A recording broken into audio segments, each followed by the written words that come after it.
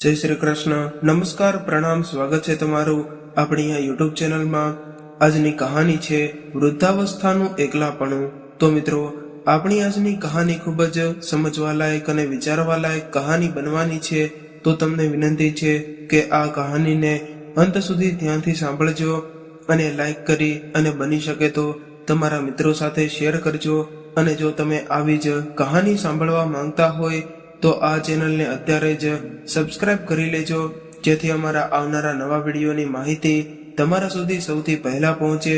અને કોમેન્ટ બોક્સમાં સાચી શ્રદ્ધાથી હર હર મહાદેવ જરૂરથી લખી દેજો, જેથી ભગવાન ભોલેનાથની કૃપા આપણા સૌ પર નિરંતર બની રહે. તો મિત્રો, મારી એક વાત હંમેશા યાદ રાખજો કે જો કોઈ પુત્ર ધન સંપત્તિના નામે તેનાથી મોટો દુરાચારી આ દુનિયામાં બીજું કોઈ નથી હોતું. એ ખુદ તેના માતા પિતા રૂપી પરમાત્માને ત્યજી રહ્યો છે. તો મિત્રો, તમારો વધુ સમય ન લેતા ચાલો શરૂ કરીએ આજની કહાની. રમીલાબેન સરકારી બેંકના મેનેજરના પદ પરથી 2 વર્ષ પહેલા જ રિટાયર થયા હતા અને તેઓ ખુશ શાંતિથી પોતાના પતિ સાથે પોતાનું જીવન જીવી રહ્યા હતા. પરંતુ અસહ્ય બીમારીને કારણે તેના પતિનું મરણ થયું અને પતિના મરણ બાદ રમીલાબેન અંદરથી સાવ તૂટી ગયા હતા. ત્યારબાદ દીકરા અને વહુના કહેવાથી તેઓ તેમની સાથે શહેરમાં રહેવા જતા રહ્યા. શહેરમાં રહીને એમનું જીવન એકદમ બદલાઈ ગયું હતું. પતિનો સાથ તો પહેલા જ છૂટી ગયો હતો, પરંતુ સાથે સાથે એની 35 વર્ષની વસાવેલી ઘર ગૃહસ્થી પણ છૂટી ગઈ અને એ આડોશ પાડોશ પણ છૂટી ગયો હતો, જે દરેક સુખ દુઃખના સમયે તેમની સાથે રહેતા હતા. એક દિવસ શહેરની ચોપાટીના બાંકડા પર ચૂપચાપ ઉદાસ ભાવથી બેસેલા રમીલાબેન વિચારોમાં ખોવાઈ ગયા હતા. સવારનો સમય હતો. અમુક લોકો વોકિંગ કરવા નીકળ્યા હતા, તો અમુક લોકો યોગા કરી રહ્યા હતા, તો અમુક વડીલ વૃદ્ધ લોકો શાંતિથી બેઠા હતા. પરંતુ રમીલાબેન પોતાની યાદોની દુનિયામાં ખોવાયેલા હતા. ત્યારે જ અચાનક કોઈનો અવાજ આવ્યો અને રમીલાબેન પોતાની યાદોની દુનિયામાંથી બહાર આવ્યા અને જોયું તો લગભગ 65 વર્ષની ઉંમરના એક વૃદ્ધ વ્યક્તિ તેમની બાજુના બાકડા પર બેસવા આવી રહ્યા હતા. અને રમીલાબેન સામે જોઈને તેઓ હસવા લાગ્યા. એટલે રમીલાબેનના ચહેરા ચાહતા હોવા છતાં પણ તેમની સામે જોઈને હસવા લાગ્યા. આ અજાણ્યા શહેરમાં પહેલીવાર કોઈએ તેમની સાથે વાત કરી હતી. ત્યારે જ આ વૃદ્ધ વ્યક્તિ તેમને તેમનો પરિચય આપવા લાગ્યા કે મારું નામ ગોવિંદભાઈ છે અને હું અહીંયા બાજુમાં બિલ્ડિંગમાં લાગે છે કે તમે કંઈક પરેશાન છો અને આમ પણ પાછલી વાતોને ભૂલીને આગળ વધવું જોઈએ. આજ તો આ ચલતી કા નામ જિંદગી હે. આવું કહીને આ વૃદ્ધ વ્યક્તિ ત્યાંથી ઊભા થઈને ચાલતા થયા. ત્યારે રમીલાબેન મનમાં ને મનમાં બોલ્યા કે જેની જિંદગીમાં બિલકુલ દુઃખ જ ન હોય એને તો જિંદગી ખૂબ જ સુરત લાગે છે. જ્ઞાન તો બધા આપે છે, પરંતુ મારા ઉપર શું વીતી રહ્યું છે એ તો હું ખુદ જ જાણું છું. હવે તો રમીલાબેન રોજ આ ચોપાટીમાં આવવા લાગ્યા અને લગભગ રોજ ગોવિંદભાઈ તેમને મળતા અને તેમની સાથે નમસ્તે, રામ રામ, સીતારામ કરતા હતા. એક દિવસ ગોવિંદભાઈએ પૂછ્યું કે શું તમે કોઈ બીજા શહેરમાંથી અહીંયા આવ્યા છો? એટલે રમીલાબેને કહ્યું કે હા, હું પહેલા વડોદરામાં રહેતી હતી અને ત્યાં એક સરકારી બેંકમાં મેનેજર હતી, પણ રિટાયર થયા પછી હું ત્યાં એકલી રહેતી હતી અને મારા પતિ બીમારીને કારણે મૃત્યુ પામ્યા છે. અહીં આ શહેરમાં મારો દીકરો અને વહુ નોકરી કરે છે અને અત્યારે મારા પૌત્રની સ્કૂલ બંધ છે. એટલા માટે એની દેખભાળ રાખવા માટે મારો દીકરો અને વહુ મને અહીંયા લાવ્યા છે. મારા પતિના મરણ બાદ વડોદરામાં હું એકલી પડી ગઈ હતી અને મારી દીકરીનું સાસરું પણ આ જ શહેરમાં છે. ક્યારેક ક્યારેક મારી દીકરીને પણ મળી લઈશ એવું વિચારીને હું અહીં આવી છું. ત્યારે ગોવિંદભાઈએ કહ્યું કે અમારા આ શહેરમાં તમારું સ્વાગત છે. ચાલો તમને બીજા આપણી ઉંમરના લોકો સાથે મુલાકાત કરાવું. અહીં આ ચોપાટીમાં વડીલ વૃદ્ધ લોકોનું એક ગ્રુપ બન્યું છે. સાથે બેસીને એકબીજાના સુખ દુઃખની વાતો કરીએ છીએ, ભગવાનના નામ લઈએ છીએ અને ભજન કીર્તન કરીએ છીએ. આ વૃદ્ધ વ્યક્તિની આવી વાતો સાંભળીને રમીલાબેન ખૂબ જ ખુશ થઈ ગયા અને એમણે આ ગ્રુપમાં સામેલ થવાની ઈચ્છા વ્યક્ત કરી. એટલે ગોવિંદભાઈએ આ વડીલોના ગ્રુપના અન્ય વ્યક્તિઓ સાથે તેમની મુલાકાત કરાવી.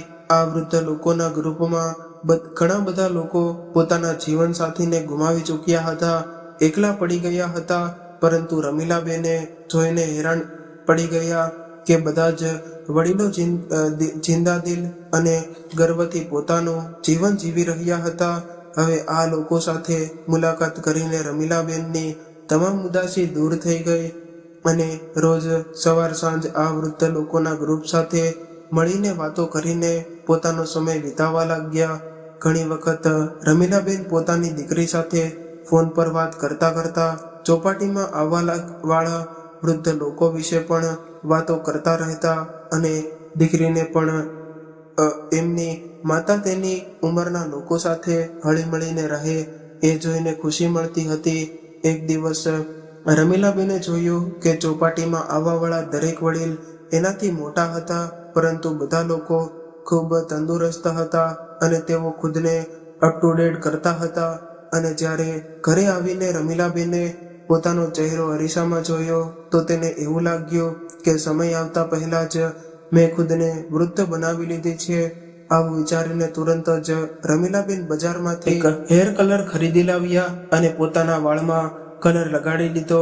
ત્યારબાદ કબાટ ખોલીને એના પતિએ આપેલી સૌથી સારી સાડી પહેરી લીધી અને અરીસા સામે જોઈને હસીને બોલ્યા કે હવે બરાબર છે.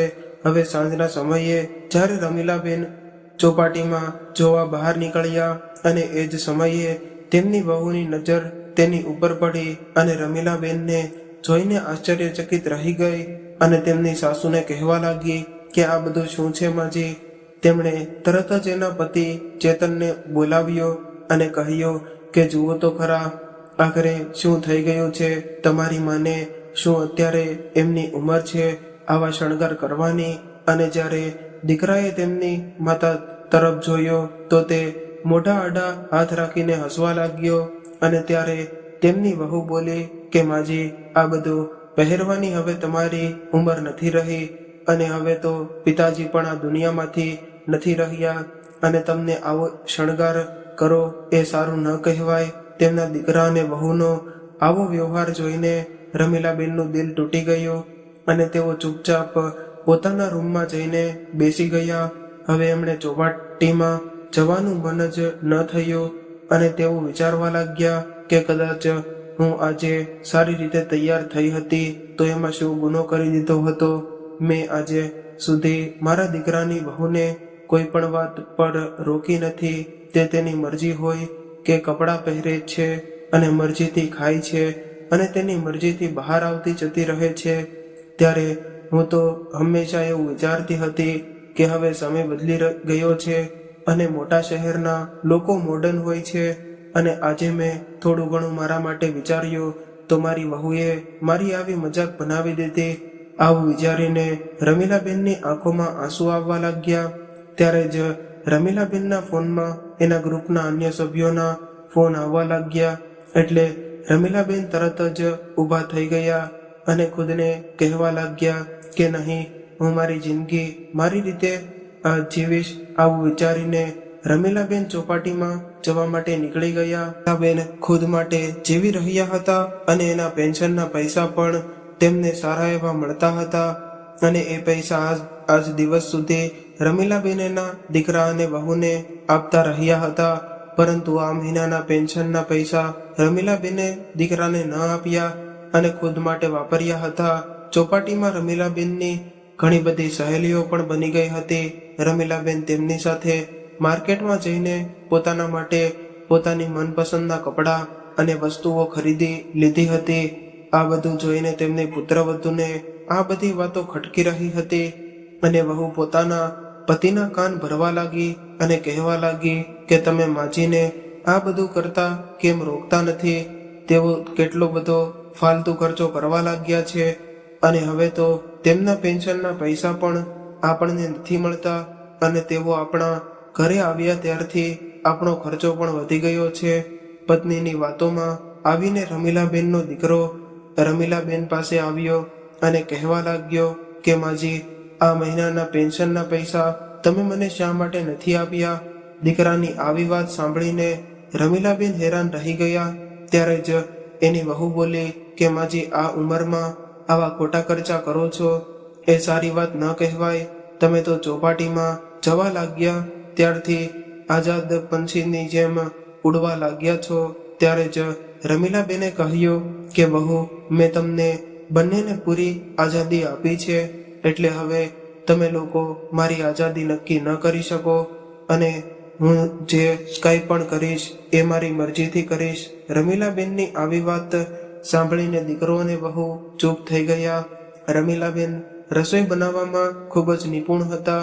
એક દિવસ રમીલાબેને તેમના ઘરે ગાજરનો હલવો બનાવ્યો હતો, એટલે તે હલવો ચોપાટીમાં તેઓ પોતાના વૃદ્ધ લોકોના ગ્રુપ માટે પણ લઈ ગયા અને બધા લોકોને હલવો ખવડાવવા લાગ્યા. પરંતુ ગોવિંદભાઈએ હલવો ખાવાની ના પાડી.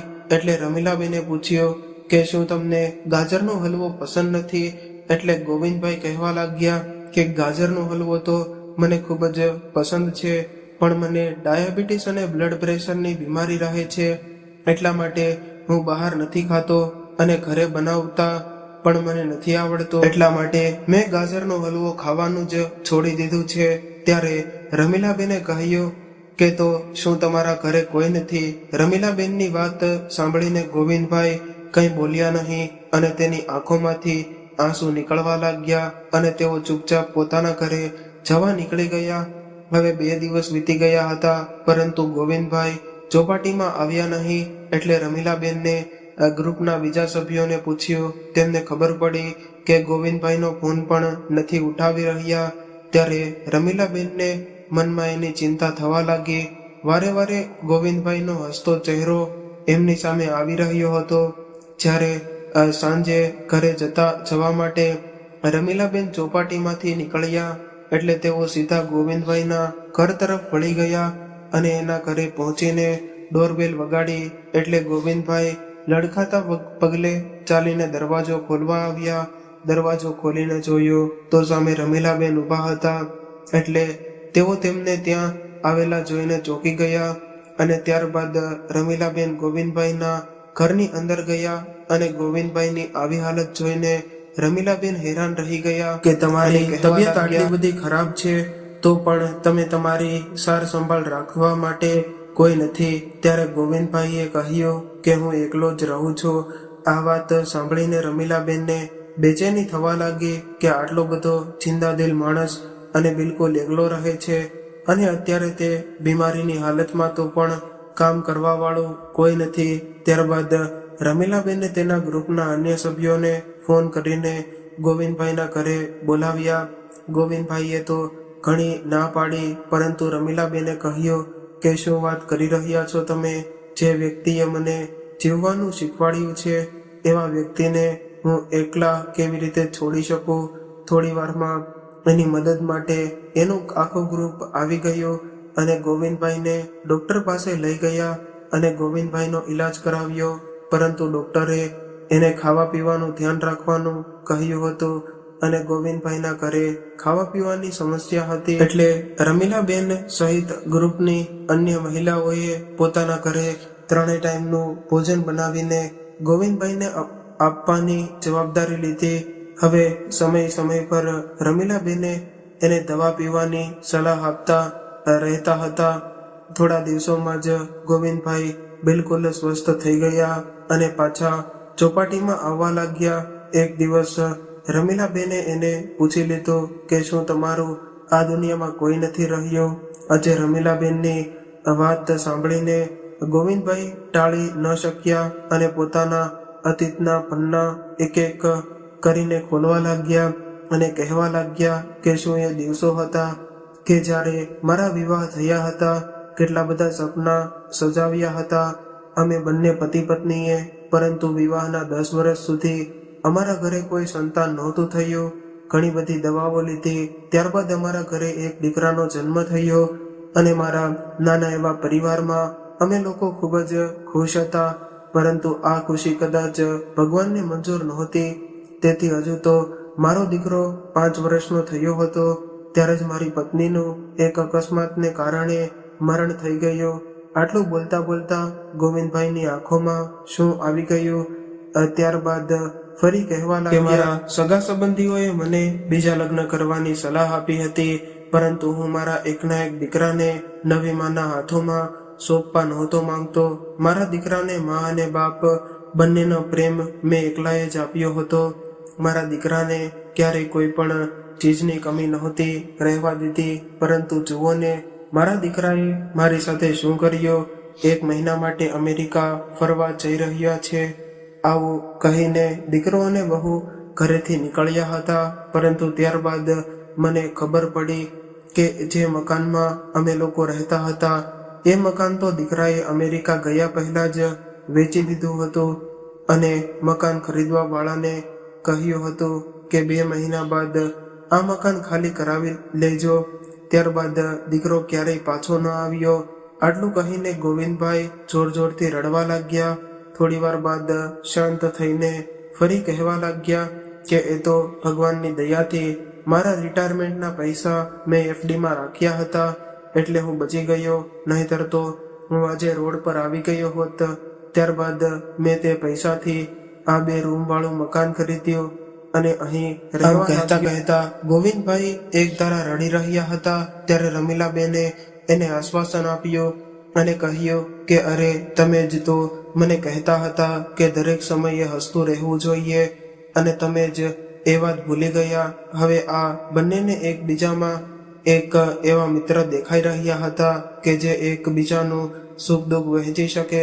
થોડા દિવસ પછી જ્યારે રમીલાબેન એક દિવસ ચોપાટીમાં આવ્યા ત્યારે એ ત્યાં જોઈને હેરાન રહી ગયા, કેમ કે ગ્રુપના બધા લોકોએ એક મોટી કેક મંગાવી હતી. અને જ્યારે રમીલાબેન ત્યાં પહોંચ્યા તો બધા લોકો જોર જોરથી રમીલાબેનને હેપી બર્થડે કહેવા લાગ્યા.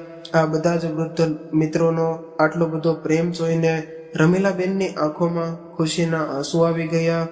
રમીલાબેનને ખુદને પણ યાદ નહોતું કે આજે તેનો જન્મદિવસ છે. બધા જ વૃદ્ધ લોકોએ મળીને રમીલાબેનને ઉપહારમાં આપવા માટે એક સાડી ખરીદી હતી. ત્યારે રમીલાબેને બધા જ મિત્રોને પૂછ્યું કે તમને લોકોને કેવી રીતે ખબર પડી કે આજે મારો જન્મદિવસ છે.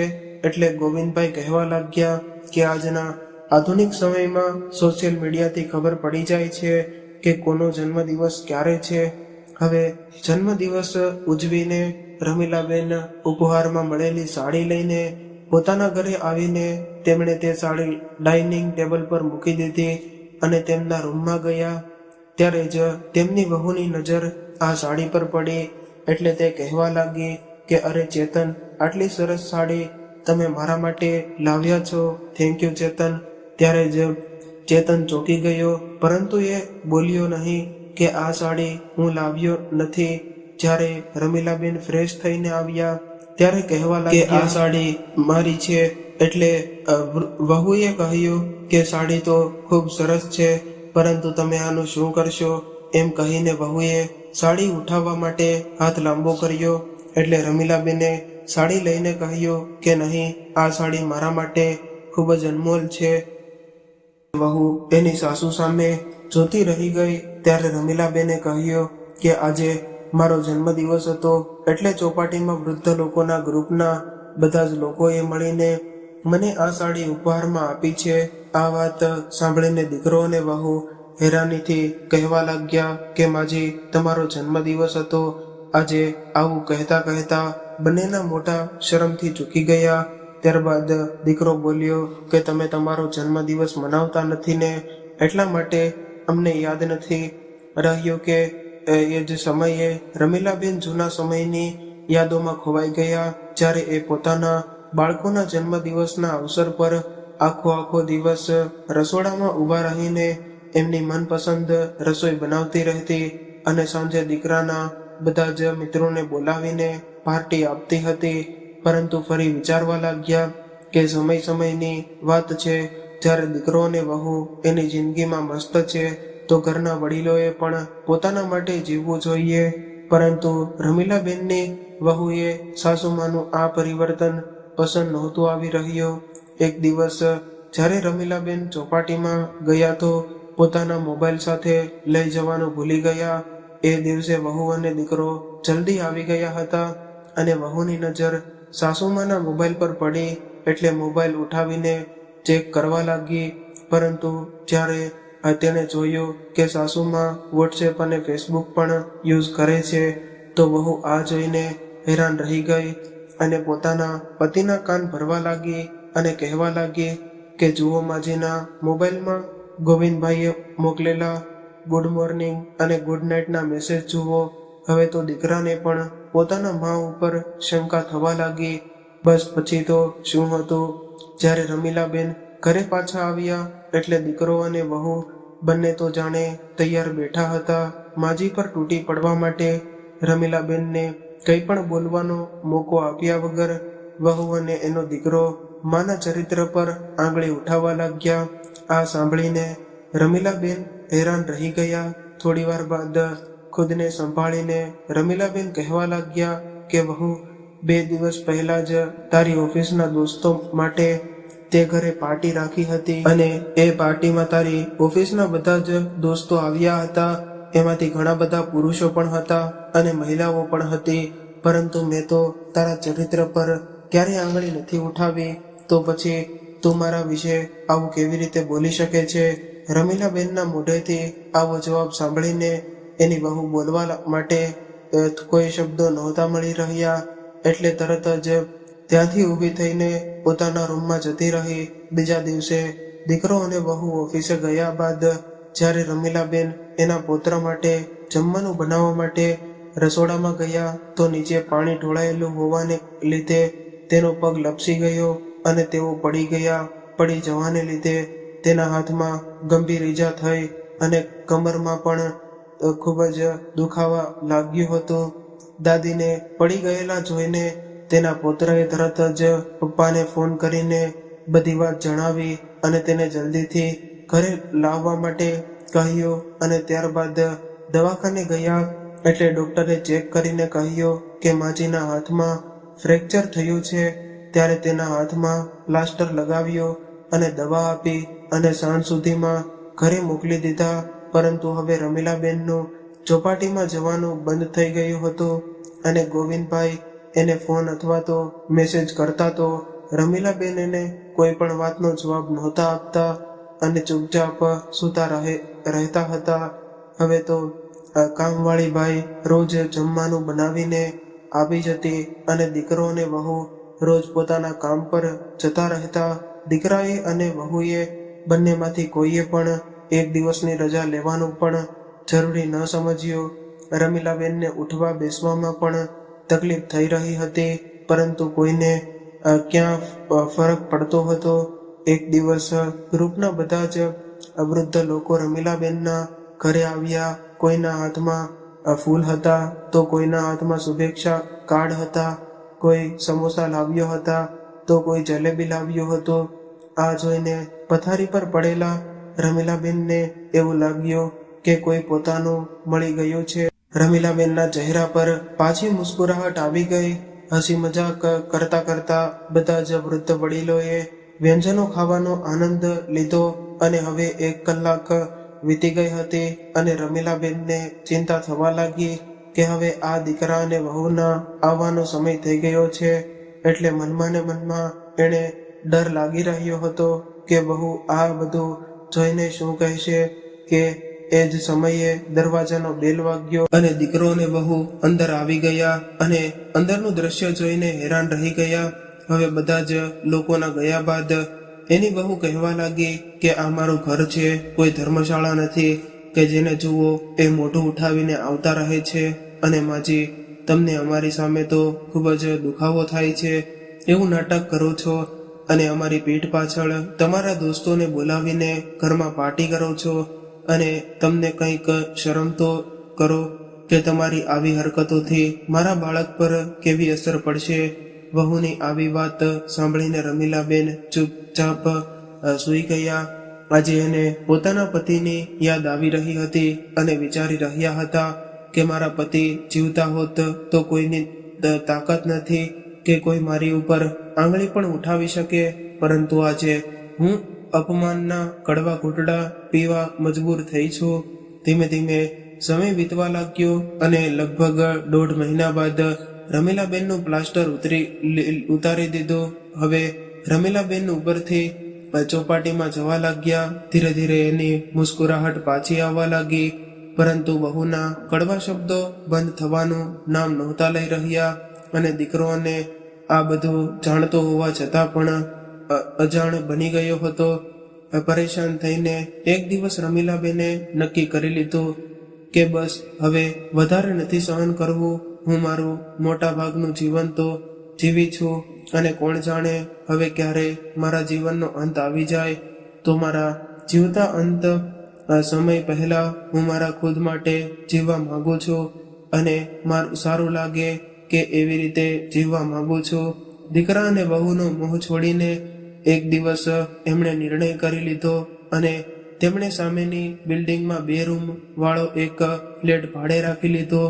હવે તેમના દીકરાએ રોકવાની ઘણી કોશિશ કરી, એટલે રમીલાબેને સ્પષ્ટ કહી દીધું કે હવે હું કોઈના ઉપર બોજ બનીને રહેવા નથી માંગતી.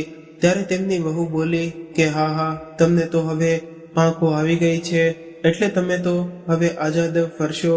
ત્યારે રમીલાબેને કહ્યું કે હા વહુ, હવે હું એકલી રહીને તમારા બધા અધૂરા સપના પૂરા કરીશ. પછી તેમણે તેમનો સામાન પેક કર્યો અને નવા ફ્લેટમાં રહેવા જતા રહ્યા. રમીલાબેનનું એટલું તો ઓપરેશન આવતું હતું કે એક કામવાળી બાઈ રાખી શકે અને પોતાનો ખર્ચો આરામથી કાઢી શકે. હવે રમીલાબેન પોતાની જિંદગી શાંતિથી જીવતા રહ્યા અને એનો દીકરો અને પુત્ર ક્યારેક ક્યારેક એને મળવા આવતા હતા, પરંતુ વહુ એને મળવા ક્યારેય નહોતી આવતી. ઘણી વખત ગોવિંદભાઈ અને પણ ચા પાણી પીવા આવતા હતા અને વૃદ્ધોના ગ્રુપના અન્ય લોકો પણ રમીલાબેનના ઘરે ઘણી વખત આવતા જતા રહેતા. હવે રમીલાબેન ખુદને આઝાદ મહેસૂસ કરી રહ્યા હતા અને પોતે આવી રીતે અલગ થયા છે એ વાત રમીલાબેનની દીકરીને પણ જણાવી હતી.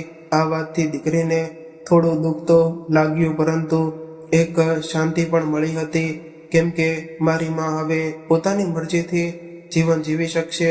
એક દિવસ રમીલાબેન આશ્ચર્યમાં પડી ગયા જ્યારે એમણે પોતાના દરવાજા પર દીકરાની સાથે વહુને આવેલી જોઈ. તો હજુ તો રમીલાબેન કંઈ પૂછે એના પહેલા જ એની વહુ અંદર આવી ગઈ અને કહેવા લાગી કે માજી, તમને થોડી ઘણી પણ શરમ છે કે નહીં? તમને ખબર છે કે સોસાયટીના લોકો તમારા વિશે કેવી કેવી વાતો કરી રહ્યા છે?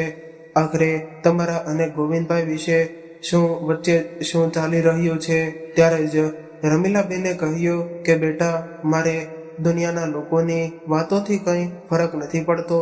મને ફક્ત એટલી ખબર છે કે મેં મારી આખી જિંદગી જવાબદારીઓ નિભાવતા જ વિતાવી છે અને મારા વિશે તો હું વિચારવાનું જ ભૂલી ગઈ હતી. એટલે હવે બાકીની વધેલી જિંદગી હું હસી ખુશીથી વિતાવવા માંગુ છું અને મને એવું નથી લાગતું કે મારા જીવનથી કોઈને પરેશાન થવું જોઈએ.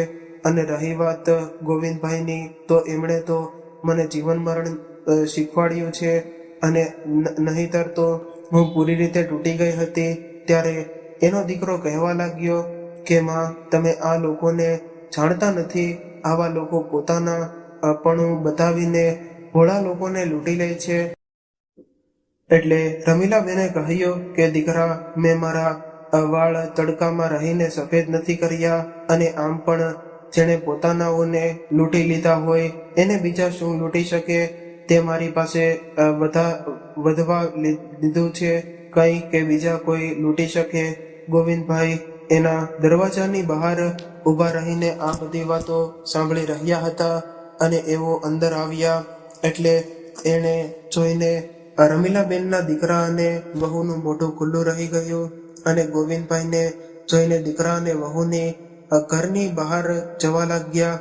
ત્યારે જ ગોવિંદભાઈએ કહ્યું કે દીકરા, શરમ તો રમીલાબેનને નહીં પરંતુ તમારા જેવા લોકોને આવવી જોઈએ, કેમ કે કોઈના ચરિત્ર પર આંગળી ઉઠાવતા પહેલા તમે લોકો એકવાર પણ નથી વિચારતા કે તમે લોકો જાણવા માંગો છો કે તમારી માં શું કરે છે. જ્યારે ગોવિંદભાઈએ આવું કહ્યું એટલે રમીલાબેને એને શાંત રહેવાનો ઈશારો કર્યો, પરંતુ તેઓ ન રોકાયા અને કહેવા લાગ્યા કે ચોપાટીમાં રોજ સવારે અને સાંજે જ્યારે અમે લોકો બેસીએ છીએ તો ત્યાં બાજુમાં જ સોસાયટીમાં કામ કરવાવાળી સ્ત્રીઓના બાળકો રખડતા હોય છે અને નાની ઉંમરમાં એ બાળકો ખરાબ આદતોના શિકાર થઈ રહ્યા છે અને એ ગરીબ લોકો પાસે એટલા પૈસા નથી હોતા કે એ પોતાના બાળકોને ભણાવી ગણાવી શકે. તમારી સાસુમાં આવા બાળકોને ભણાવવાનું અને એની જિંદગીમાં સુધાર લાવવાનું વિચારી રહી છે. સ્કૂલ ખોલવા માંગે છે જેનાથી જેટલા પણ ગરીબ બાળકો શિક્ષણથી વંચિત રહી જાય છે એને મફતમાં શિક્ષણ મળી શકે. તમારી માં ગરીબોની મદદ કરીને પોતાની વૃદ્ધાવસ્થાને સાર્થક કરવા માંગે છે અને હંમેશા અમે લોકો બેસીને આ વિષય પર યોજના બનાવતા રહીએ છીએ અને અમારી એક સંસ્થા સાથે વાત ચાલી રહી છે. એ સંસ્થા અમારા આ કામમાં મદદ કરશે અને તમારી માતાનું વર્ષો પહેલાનું સપનું હવે સાકાર થવા જઈ રહ્યું છે. પરંતુ આજે તમારી મા વિશે તમારા આવા વિચાર જાણીને મને મહેસૂસ થઈ રહ્યો છે કે સારું થયું કે મારો દીકરો અને મને વહેલા જ છોડીને જતો રહ્યો. હેરાન કરવા વાળી વાત તો એ છે કે એક મા માટે દીકરો અને વહુ આવું કેવી રીતે વિચારી શકે કે શું તમે લોકો તમારી ઓફિસમાં કોઈની સાથે હસતા બોલતા નથી? જ્યારે તમારી માએ તમારા ઉપર કોઈ અંકુશ નથી લગાવ્યો તો તમે કેવી રીતે તેના પર અંકુશ લગાવી શકો? હવે રમીલાબેનના દીકરા અને વહુ પાસે આ વાતોનો કોઈ જવાબ નહોતો એટલે તેઓ ચૂપચાપ ત્યાંથી જતા રહ્યા. આજે ગોવિંદભાઈ ગુસ્સામાં હતા એટલે રમીલાબેન કહેવા લાગ્યા કે છોડો આ બધી વાતોને, હું ચા બનાવું છું, આપણે ચા પી લઈએ અને તમે તમારો ગુસ્સો શાંત કરો. રમીલાબેનની આ વાત સાંભળીને ગોવિંદભાઈ હસવા લાગ્યા અને કહેવા લાગ્યા કે આપણી મહેનત રંગ લાવી છે અને તેની સંસ્થા તરફથી સ્કૂલ શરૂ કરવા માટે બાજુમાં જ એક મકાન મળી ગયું છે. રમીલાબેન આ વાત સાંભળીને ખુશ થઈ ગયા અને થોડા સમયમાં જ આ મકાનમાં એક સ્કૂલ શરૂ કરી દીધી. હવે બધા જ ભણેલા ગણેલા વૃદ્ધ વડીલો બાળકોને ભણાવવાનું કામ કરાવવા લાગ્યા હતા. બધા જ લોકોએ દિલ ખોલીને મદદ કરી અને શરૂઆતમાં તો સ્કૂલમાં ફક્ત 20 બાળકો આવતા હતા, પરંતુ ધીરે ધીરે બાળકોની સંખ્યા વધી. જોતજોતામાં આ સ્કૂલ શહેરમાં ચર્ચાઓનો વિષય બની ગઈ. રમીલાબેન અને તેમની સાથે કામ કરવાવાળા અન્ય વડીલોએ પણ જીવન જીવવાનો એક લક્ષ્ય મળી ગયો હતો. એક દિવસ રમીલાબેનની દીકરી તેની પાસે થોડા દિવસ માટે રોકાવા આવી અને જ્યારે તે ભાઈ ભાભીને મળવા ગઈ તો ભાઈ અને ભાભીએ તેને ગોવિંદભાઈ વિશે જણાવ્યું અને એ પણ કહ્યું કે તું માને સમજાવજે. પરંતુ રમીલાબેનની દીકરીને એની માં અંદર કોઈ પણ ખરાબી નહોતી આવી. ઉલટાનું એમણે જોયું કે માના ચહેરા પર ફરીથી મુસ્કુરાહટ આવી ગઈ છે. પોતાની વૃદ્ધાવસ્થામાં એ ખૂબ જ ખુશીથી જીવી રહી હતી. આ બધા જ વડીલ વૃદ્ધ મિત્રોની મિત્રતા નિસ્વાર્થ હતી અને આ દુનિયાની સમજની બહાર હતી. એકલા બેઠા આવું બધું વિચારતા રમીલાબેનની દીકરીની નજર બાજુમાં રાખેલા અખબાર ઉપર પડી અને એમાં છાપેલી એક ખબર વાંચવા લાગી. અખબારમાં લખ્યું હતું કે વૃદ્ધાવસ્થામાં જ્યારે બાળકો જ સાથ છોડી દે છે ત્યારે એકલી માં અથવા એકલા પિતા ક્યાં જશે? એટલે 65 વર્ષના વૃદ્ધ વડીલે 63 વર્ષની વૃદ્ધ મહિલા સાથે વિવાહ કર્યા અને પોતાની ગૃહસ્થી ફરીથી વસાવી અને બંને ખૂબ જ ખુશ છે. આવી ખબર વાંચીને રમીલાબેનની દીકરીના મનમાં એક વિચાર આવ્યો અને જ્યારે રમીલાબેન ઘરે આવ્યા તો દીકરીએ પોતાની માને ગોવિંદભાઈ સાથે વિવાહ કરવાનો પ્રસ્તાવ રાખ્યો અને કહ્યું કે તમારા બંનેની દોસ્તીને આ દુનિયા નથી સમજતી, તો આપણે આ દોસ્તીને એક નામ આપી દઈએ. અને ત્યારબાદ દીકરી રમીલાબેન અને ગોવિંદભાઈ સામે જોઈને કહેવા લાગી કે શું તમે બંને જીવનસાથી બનવાનું પસંદ કરશો? ત્યારે રમીલાબેન કહેવા લાગ્યા કે શું બોલી રહી છે તું? આ ઉંમરમાં અમારા વિવાહ કરાવીને શું તું અમારા જીવન પર દાગ લગાવવા માંગે છે. આ દુનિયા શું કહેશે? માં દીકરીની વાતો સાંભળીને ગોવિંદભાઈ થોડીવાર માટે ચૂપ રહ્યા અને એના મગજમાં ઘણા બધા સવાલો આવી રહ્યા હતા. રમીલાબેનના ગુસ્સાને જોઈને ગોવિંદભાઈ કંઈ ન બોલ્યા અને પોતાના ઘરે જતા રહ્યા. થોડીવાર બાદ રમીલાબેનની દીકરીએ તેને સમજાવ્યા કે માં, જીવનની રાહમાં કદાચ કોઈ સારો સાથી મળી ગયો હોય તો એકબીજાને સહારો આપવામાં કોઈ નુકસાન નથી હોતું. એટલે રમીલાબેન વિચારતા વિચારતા પોતાના પતિની તસવીર સામે બેસી ગયા. એનું મન બેચેન થઈ રહ્યો હતો અને વિચારવા લાગ્યા કે હું મારા પતિ સાથે દગો નહીં કરી શકું. પરંતુ ફરી વિચારવા લાગ્યા કે મારા પતિ પણ એવું જ ચાહતા હતા કે મારા ચહેરા પર હંમેશા મુસ્કુરાહટ બનેલી રહે. મારી આંખોમાં આંસુ જોઈને તો એ બેચેન થઈ જતા હતા. તો પછી દોસ્તીને એક સંબંધનું નામ આપી દઈએ તો દુનિયાનું મોઢું બંધ થઈ જશે. આ બાજુ ગોવિંદભાઈને પણ આ સંબંધથી કોઈ પરેશાની નહોતી અને ફક્ત એક વાતની ચિંતા હતી કે સમાજ અમારા બંને પર આંગળી ન ઉઠાવે. અને જ્યારે રમીલાબેનના દીકરા અને વહુ પાસે આ વાત પહોંચી એટલે એ બંને ભડકી ગયા. આ બંને તો આ સંબંધનો હંમેશા વિરોધ કરતા હતા. સોસાયટીમાં દરેક વ્યક્તિ એના વિશે વાતો કરી રહ્યા હતા. કોઈ એની હિંમતની પ્રશંસા કરી રહ્યા હતા તો કોઈ એની મજાક ઉડાડી રહ્યા હતા. 2 દિવસ વીતી ગયા એટલે અચાનક મીડિયાના લોકો રમીલાબેનની સ્કૂલ સામે પહોંચી ગયા અને રમીલાબેનને આ સંબંધ વિશે સવાલ કરવા લાગ્યા. પરંતુ રમીલાબેન હેરાન હતા કે મીડિયા સુધી આ વાત કેવી રીતે પહોંચી. અને આ બાજુ રમીલાબેનની વહુ પાછળ ઊભી હસી રહી હતી અને સાસુ વિશે વિચારી રહી હતી કે આવી બધી મોટી હિંમત બતાવવા આવ્યા હતા. હવે આખી દુનિયાને જવાબ આપશે ત્યારે એને ખબર પડશે કે ચારે બાજુ જાણે હંગામો થઈ રહ્યો હતો એવો માહોલ બન્યો હતો. પરંતુ રમીલાબેને વિચારી લીધું હતું કે આજે હું ચૂપ નહીં રહું. જ્યારે મીડિયાવાળાએ પૂછ્યું કે શું એ વાત સાચી છે કે તમે આ ઉંમરમાં પણ લગ્ન કરી રહ્યા છો અને શું તમારી સ્કૂલના બાળકોને પણ તમે આવી શિક્ષા આપવાના છો, ત્યારે રમીલાબેને ખુદને મજબૂત બનાવીને એક ઊંડો શ્વાસ લીધો અને કહેવા લાગ્યા કે હા, આ વાત બિલકુલ સાચી છે કે અમે બંને વિવાહ કરવાના છીએ. પરંતુ આ વિવાહ કરવા માટે અમને મજબૂર કરવાવાળું કોણ છે? આ સમાજ અમારો વિવાહ કરવાનો ઈરાદો ફક્ત અમારું એકલાપણું દૂર કરવાનો છે. અને જે એકલાપણું આજથી નવી યુવા પેઢીએ અમને આપ્યું છે અને આ બધા જ લોકો સાથે હસતા બોલતા રહેવાનું અમને પણ સારું લાગે છે. અને કદાચ અમે એકબીજાની સાથે હસી તો આ વાત પણ સમાજને પસંદ નથી. ત્યારે ગોવિંદભાઈ આવ્યા અને રમીલાબેનને હાથ પકડીને કહેવા લાગ્યા કે વિવાહ કરવાનો નિર્ણય અમે એટલા માટે લીધો છે કે સમાજની સામે અમારા સંબંધને એક મોહર લાગી જાય અને ત્યારબાદ સમાજને અમારો હસવાનું અને બોલવાનું ખટકે નહીં. અને હજુ પણ કદાચ કોઈના મનમાં કોઈ સવાલ હોય તો પૂછી લ્યો.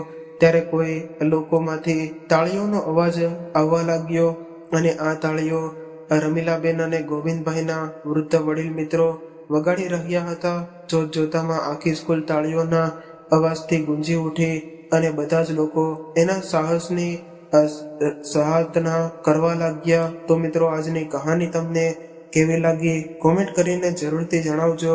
અને જો આ કહાની પસંદ આવી હોય તો વિડીયોને લાઈક અને તમારા મિત્રો સાથે શેર કરજો.